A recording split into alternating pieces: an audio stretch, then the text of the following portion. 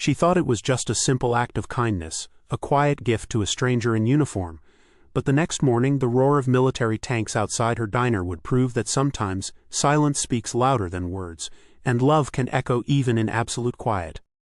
It was a typically gray, melancholic morning draped over the quaint, unassuming town of Willow Ridge. Rain slicked the streets and a fine mist clung to the surrounding hills. Inside the cozy Kettle Diner, nestled comfortably on a quiet street corner, 27-year-old Mabel Linwood moved with practiced ease. Her short auburn hair was tucked neatly behind her ears, emphasizing her warm, observant hazel eyes. Clad in her familiar faded blue server's apron, she systematically wiped down the Formica counters, the rhythmic swish of the cloth a familiar comfort. The rich, comforting aroma of freshly brewed coffee permeated the air, mingling with the distant low rumble of thunder echoing across the rain-soaked landscape, setting the stage for another seemingly ordinary shift. The small bell above the door jingled softly, announcing a new arrival. A lone man stepped out of the damp morning air into the diner's warm interior. He was tall, appearing to be in his mid-30s, with a lean, capable build. His sandy blonde hair was neatly trimmed, and he wore a military fatigue jacket that was slightly darkened by the persistent rain. His striking blue eyes conducted a silent, almost imperceptible scan of the cozy room before settling on a secluded back booth. As he moved to take a seat, there was a palpable sense of self-containment and quiet strength about him, a gentle yet acutely alert presence that set him apart from the usual morning crowd. Mabel approached the booth with a welcoming, professional smile etched on her face. The man looked up as she neared, his blue eyes meeting hers. He offered a simple, polite nod in greeting but remained silent. Mabel placed a menu on the table in front of him. He glanced at it briefly before pointing a finger towards the coffee listing. Then his hand moved with fluid grace. He brought his fingertips to his chin and moved his hand forward, executing a clear thank you gesture in American Sign Language. Mabel paused, a flicker of surprise crossing her face. She recognized the gesture, having seen it before in movies or on television, but she had never formally learned ASL. It was an unexpected moment of silent communication. As the diner slowly began to fill with the morning rush, Mabel moved through her routine, refilling coffee cups, taking orders, delivering plates of eggs and bacon. Yet, amidst the familiar chaos, she found her gaze returning almost involuntarily to the man in the back booth. He ate his breakfast quietly, his movements deliberate and unhurried. He didn't pull out a phone to scroll through updates, nor did he have a book or newspaper to occupy his attention. He simply sat, observing the quiet life of the diner unfolding around him, his presence a still point in the gentle morning activity. There was a depth to his quietness that piqued Mabel's curiosity. When he finished his meal, the man reached into his jacket and placed his bill, a small slip of paper listing the cost of his coffee and breakfast, neatly on the edge of the table. He then rose slowly, preparing to leave. As Mabel passed by on her way to the kitchen, she caught sight of the check waiting to be collected. In that instant, an impulse, quiet yet firm, guided her hand. Without a second thought, without calculation or seeking permission, she smoothly slid the bill off the table and into her apron pocket. She didn't want him to pay. It was a small, silent act of appreciation for, she wasn't quite sure what, but it felt right. As the man reached the diner's front door, his hand on the handle, he paused. He turned back, his blue eyes scanning the room one last time.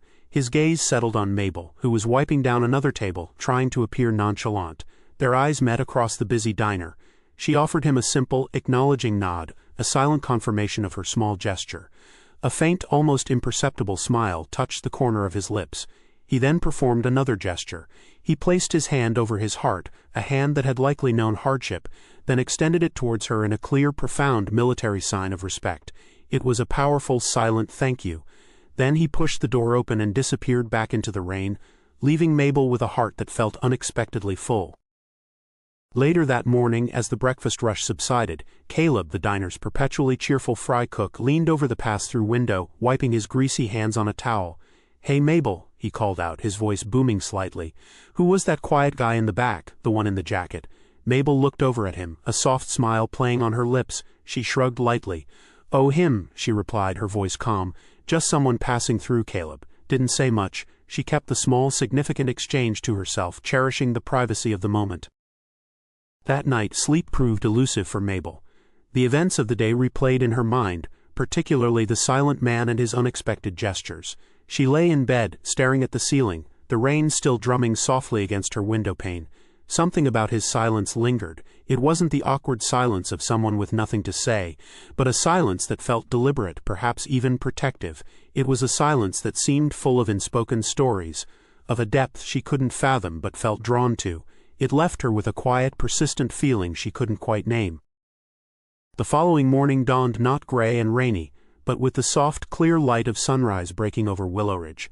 Mabel arrived at the cozy Kettle Diner just after the first rays touched the sky, ready for another routine day. But as she turned the corner onto the street where the diner sat, her steps faltered. She froze, her breath catching in her throat. The usual quiet street was anything but. Blocking the entire street in front of the cozy Kettle Diner were two imposing military tanks, their massive forms dominating the familiar landscape. Flanked by several olive-drab jeeps, they stood motionless, their presence utterly surreal in the context of the sleepy town. Soldiers in uniform stood at ease around the vehicles, forming a silent, disciplined semicircle around the diner's unassuming entrance. The scene was utterly unexpected, creating an almost cinematic tableau in the heart of Willow Ridge. Word of the extraordinary sight spread quickly. Staff members arriving for their shifts, early customers, and curious townspeople who had heard the unusual rumbling were all gathered, hushed and confused. Some stood with their mouths agape, while others fumbled with their phones attempting to capture the unbelievable scene. The usual morning chatter inside the diner had died down, replaced by a stunned silence. Mabel, her heart pounding in her chest, pushed her way through the gathering crowd, needing to understand what was happening, why her diner was at the center of this sudden military presence. As Mabel reached the front of the crowd, navigating the gap between the parked jeeps and the diner door, one of the hatches on the lead tank opened. A figure emerged, the morning sun glinting off polished brass. It was the man from the day before. This time he wasn't wearing damp fatigues, but a crisp, perfectly pressed dress uniform adorned with ribbons and insignia. His bearing was even more commanding now, standing tall against the backdrop of the military hardware. As he descended from the tank, Mabel could see his name tag clearly, T. Mason. With a measured, confident stride, Major T. Mason walked directly towards Mabel, who stood frozen in place, a mixture of bewilderment and recognition washing over her. He stopped in front of her, his blue eyes holding hers with the same quiet intensity she remembered. He reached into his jacket pocket and pulled out a folded piece of paper. Gently, deliberately, he handed her a handwritten note. Mabel unfolded it with slightly trembling fingers and read the clear, simple words. In the theater of war, silence can often be a harbinger of danger, a tense stillness before the storm. But yesterday your silence, your quiet, selfless kindness, meant peace to me. Thank you, Theo Mason. As Mabel finished reading the note, tears welled in her eyes. The emotion of the moment was palpable. The crowd gathered around the diner, initially confused and apprehensive, had watched the exchange in stunned silence. But as the meaning of the gesture became clear, a high-ranking military officer bringing tanks to thank a diner waitress for a simple act of kindness, a wave of emotion swept through them. A ripple of applause began, quickly swelling into a heartfelt ovation. Some people in the crowd, overcome by the unexpected beauty of the moment, openly began to tear up. The sight of military vehicles on Main Street, especially for such a unique reason, didn't go unnoticed. Later that afternoon, local news crews, alerted by calls from residents, descended upon Willow Ridge. They interviewed bewildered but delighted townsfolk, filmed the tanks before they eventually departed, and spoke to the diner staff. The story of the mysterious tank visit dominated the evening news, quickly being dubbed the Thank You March, a quirky, heartwarming tale that captivated the community. The excitement from the morning gradually subsided, leaving a buzz of conversation throughout the town. As the sun began to set that evening, a familiar figure appeared walking down the street towards the cozy Kettle Diner, which was still buzzing with the day's events. It was Theo Mason, but this time he was dressed casually in jeans and a simple shirt, without any military escort or fanfare. He carried a small notebook and 2 pens. He didn't come with tanks or ceremony, but with the quiet intention of connection. Theo stepped into the diner and found Mabel amidst the evening cleanup. He offered her a warm smile and gestured towards a quiet booth away from the few remaining customers. They sat down together. Theo opened the notebook and wrote, "I know I'm a man of few words, or rather no spoken words for now, but I'd like to get to know you better, Mabel. Would you be willing to share dinner with me here in silence? We can write." Mabel's heart fluttered. She nodded, a genuine smile lighting her face. The silent conversation had begun. Over the following weeks, a quiet routine developed. Theo returned to the cozy Kettle Diner several evenings a week. They would sit together in a booth sharing meals. Communication flowed not through spoken words, but through the scribbled notes in Theo's notebook, through gestures, shared smiles, and the eloquent language of their eyes. They learned about each other's days, their thoughts, their pasts. These silent dinners became a cherished time, a space where their connection deepened profoundly, transcending the need for sound. Inspired by Theo and their unique way of communicating, Mabel decided she wanted to do more. After her long shifts at the diner, she began dedicating her evenings to learning American Sign Language. She borrowed library books, watched online tutorials, and practiced diligently. She tentatively tried out simple signs with understanding customers, practiced in the mirror, and even encouraged Caleb and the other staff to learn a few basic phrases. It was challenging, but the thought of being able to communicate more fully with Theo motivated her immensely. One evening, as they sat together in the booth, Mabel took a deep breath, her hands slightly trembling. She had been practicing this all week. Meeting Theo's eyes, she slowly formed the signs for, "How was your day?" Her movements were a little hesitant, her rhythm not quite fluid, but the intention was clear. A wide, genuine smile spread across Theo's face. It was a look of pure delight and appreciation. He reached across the table, gently taking her hand, a silent acknowledgement of her effort and her willingness to enter his world. Through the pages of his notebook, Theo began to share more of his story with Mabel. He explained that he hadn't always been silent. His hearing loss was a consequence of his military service, the result of an improvised explosive device, IED blast during a tour. The impact had been severe and permanent. He wrote about the challenges of adjusting to a silent world, the isolation it sometimes brought, and how his unit had given him the nickname Silent Steel, a testament to his quiet strength and resilience in the face of adversity. As Theo and Mabel's quiet dinners became a regular sight at the diner, the people of Willow Ridge began to notice their unique bond. Whispers circulated about the soldier who returned for the waitress, about their silent communication. Some were simply curious, trying to understand the nature of their relationship. Others, however, were deeply supportive, touched by the unconventional romance blossoming in their midst.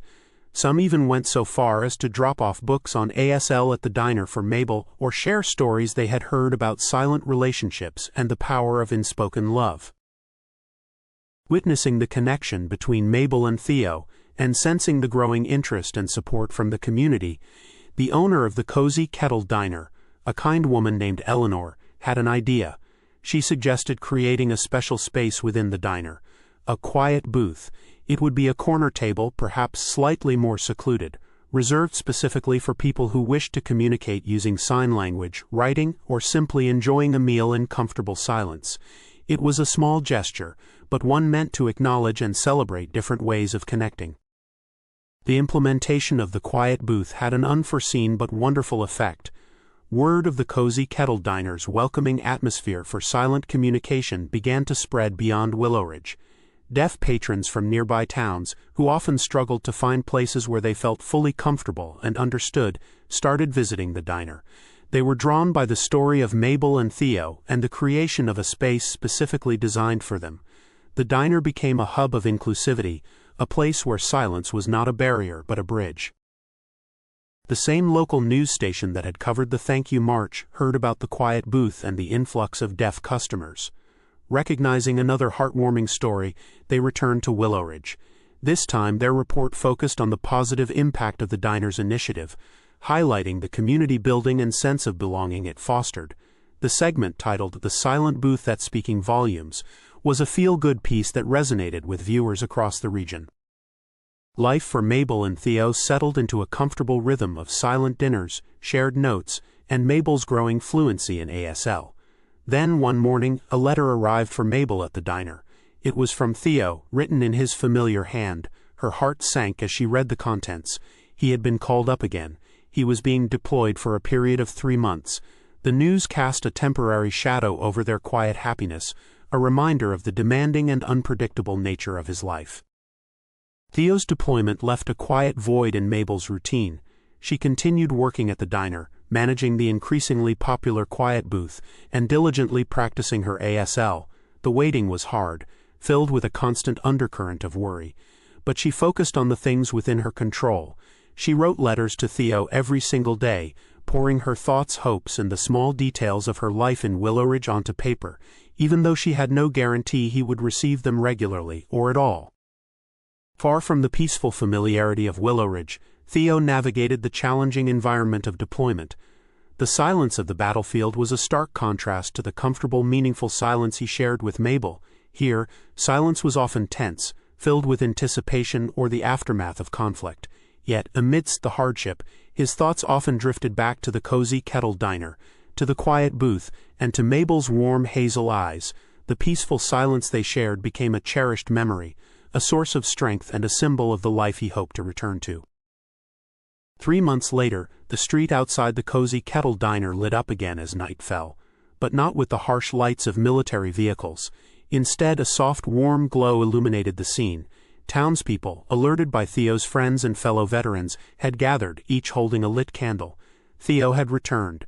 He emerged from a car, not in uniform, but with a sense of homecoming, stepping into the gentle, welcoming light of the gathered community. Unknown to Mabel, Theo, with the help of his close veteran friends and the enthusiastic support of the Willowridge townspeople, had been orchestrating a surprise. He wanted his return to be special, a public acknowledgement of Mabel's impact on his life, and a celebration of their unique connection. They had planned a recognition ceremony to be held right there in the heart of their story, the Cozy Kettle Diner.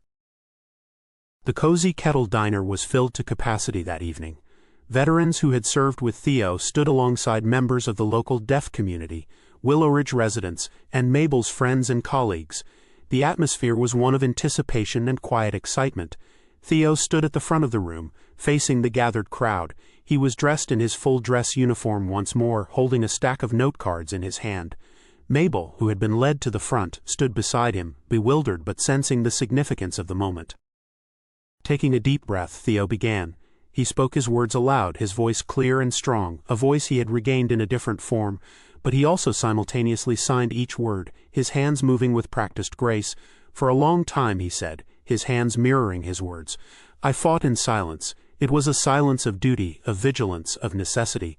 But here, in Willowridge, in this diner, he gestured around the room, I learned a different kind of silence. I learned that silence doesn't mean being unheard.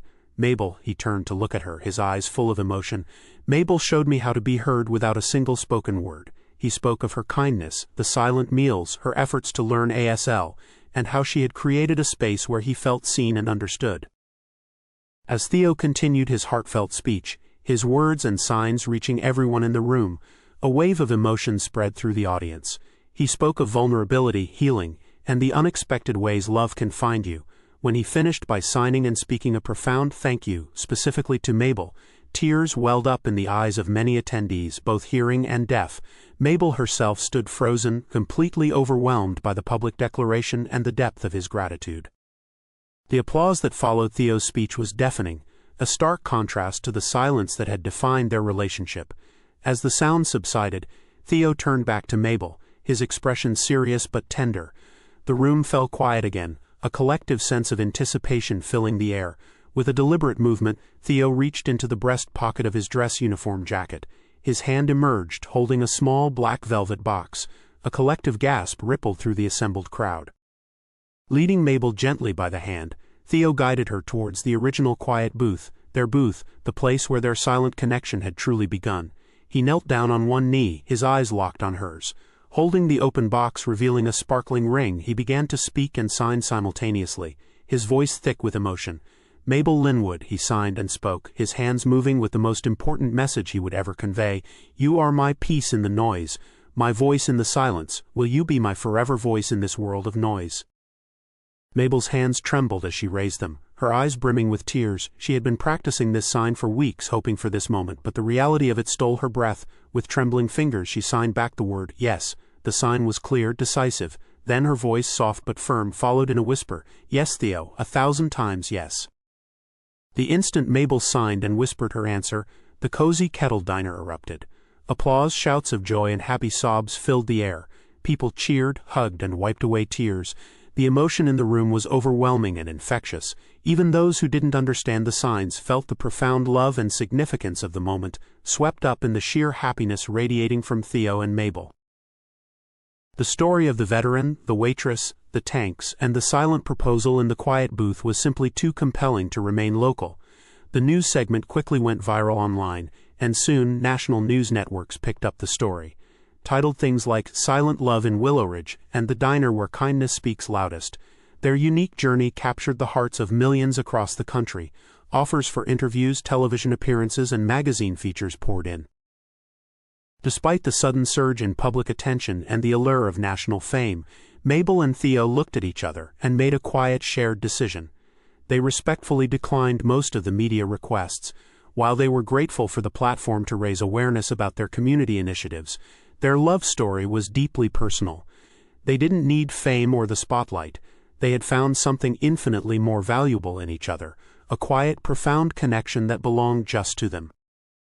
Their wedding was a reflection of their journey, intimate, meaningful, and deeply inclusive. They chose a small garden ceremony, surrounded by their closest friends and family, including many from the deaf community who had become part of their lives. Their vows were spoken aloud and simultaneously signed, a beautiful ballet of words and hands. The officiant was a deaf member of the community, adding another layer of authenticity. Guests wore small pins that read, "Listening with the Heart," a simple reminder of the central theme of their love story. Fueled by their own experiences and the support they had received, Mabel and Theo founded a non-profit organization they named Echoes of Silence. Their mission was to provide accessible ASL classes, resources, and support networks for deaf veterans like Theo, helping them navigate the challenges of transitioning to civilian life with hearing loss, and also for deaf civilians seeking community and support. It was their way of ensuring that others could find their voice, even in silence. 2 years into their marriage, their quiet world was filled with another joyful anticipation. Mabel announced that she was pregnant. The news brought immense happiness to them and the entire community that had embraced them. When their daughter arrived, they named her Aria, a musical term referring to a solo vocal piece in an opera. They chose the name because even though she would grow up in a home where silence was understood and cherished, they knew that within that silence their daughter would be a song, a beautiful melody all her own. The success of the original quiet booth inspired further evolution at the Cozy Kettle Diner. Eleanor, the owner, recognizing the positive impact on her business and the community, expanded the concept, adding more quiet booths to accommodate the growing number of patrons who preferred to communicate in sign or silence. Other restaurants in neighboring towns and even across the state began to take notice, contacting Eleanor and Mabel for advice, and implementing similar inclusive spaces in their own establishments. Theo, encouraged by Mabel and the desire to share his story of healing and hope, wrote a memoir titled Silent Steel, Love Beyond the Battlefield. The book chronicled his experiences in combat, the trauma of losing his hearing, his struggles with adjustment, and the unexpected transformative love he found in a small-town diner. It became a bestseller, resonating deeply with readers who were touched by his honesty, resilience, and the powerful narrative of finding connection in unconventional ways. Mabel, too, found her voice in a new way. Invited to share her perspective, she gave a widely viewed online talk, similar to a TED Talk, titled Kindness Has No Volume. Standing on a simple stage, she spoke eloquently about the power of a single quiet act, the importance of looking beyond spoken words, and the profound ways in which empathy and inclusion can transform lives and communities. Her talk touched millions, inspiring others to consider the silent signals of kindness all around them. Amidst the public recognition and the busy work of their nonprofit, a simple letter arrived at their home one day. It was from a young deaf teenager in a distant town. He had seen their story online and had been deeply moved. He wrote about feeling invisible and alone, and how hearing about Mabel and Theo and the quiet booth had made him feel seen, understood, and hopeful for the first time. The letter was a powerful reminder, a grounding force, reinforcing why they had started Echoes of Silence and the real, tangible impact of their story. Each year, on the anniversary of the Thank You March and the Silent Proposal, Mabel and Theo returned to the Cozy Kettle Diner. They would request the original quiet booth, the one that had witnessed the beginning of their journey. Sitting side by side holding hands across the table, they would share dessert and reflect on the year that had passed, not needing words to communicate the depth of their love and gratitude for the quiet miracle that had brought them together. Through their shared life, their work with echoes of silence and raising their daughter Aria, Mabel and Theo came to a profound realization. Silence isn't an absence, it isn't empty or void. True stillness, the kind they had found together, is full of meaning, rich with unspoken communication, deep understanding and profound connection, if you only know how to listen with your heart, not just your ears. Mabel and Theo's extraordinary story, born from a simple act of kindness and nurtured in silence, became more than just local folklore. It was shared in schools as an example of empathy, inclusion, and the unexpected places where love can blossom. Their journey illustrated the power of looking beyond differences, embracing unique forms of communication, and building a community where everyone feels valued and heard, regardless of how they express themselves. And so this story of Mabel and Theo, of the cozy kettle diner and the echoes of silence, serves as a gentle reminder. Sometimes, the smallest, quietest gestures of kindness create the loudest, most resonant echoes. They can set in motion a chain of events that changes lives, builds communities, and proves that love can indeed speak volumes without ever uttering a sound. If this story touched your heart, if it made you think differently about silence or connection, don't forget to like, share, and subscribe, because the world needs more stories that speak louder than words.